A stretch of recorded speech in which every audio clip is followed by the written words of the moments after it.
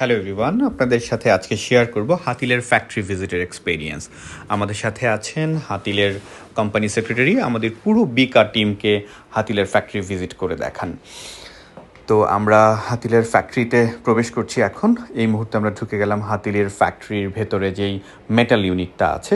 So আমরা জানি হাতিল বলতে আমরা কাঠের ফার্নিচারকে বুঝিয়ে থাকি, স্লিম অ্যান্ড স্লিক ফার্নিচারকে বুঝিয়ে থাকি, বাট হাতিলের মেটালের যে এত ভ্যারিয়েশন আছে, সো এইটা ফ্যাক্টরি ভিজিট না করলে আমরা বুঝতে পারতাম না।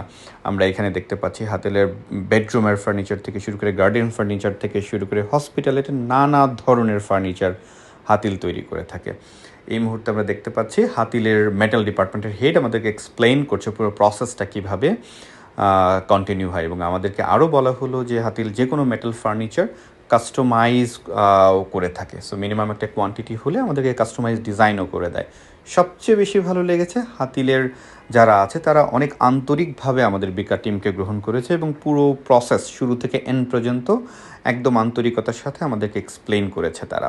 So it was wonderful experience হাতিলের ফ্যাক্টরির ভিজিট। এই মুহূর্তে আমরা দেখতে পাচ্ছি রোবট দিয়ে কিভাবে হাতিল তাদের ফার্নিচারের কালার করে থাকে। সে অ্যামেজিং এক্সপেরিয়েন্স। বাংলাদেশের প্রথম ফ্যাক্টরি হাতিল যারা আসলে রোবোটিক্সের মাধ্যমে ফার্নিচারের পেইন্টের কাজগুলো করে থাকে। সো হাতিলকে ধন্যবাদ জানাতে চাই আমাদের বিকা টিমের পক্ষ থেকে আমাদেরকে এই সুযোগটা করে দেওয়ার জন্য, এবং হাতিলের সাথে আমরা কোলাবরেটরি বাংলাদেশের ইন্টেরিয়র ইন্ডাস্ট্রি ডেভেলপমেন্টের জন্য কাজ করব।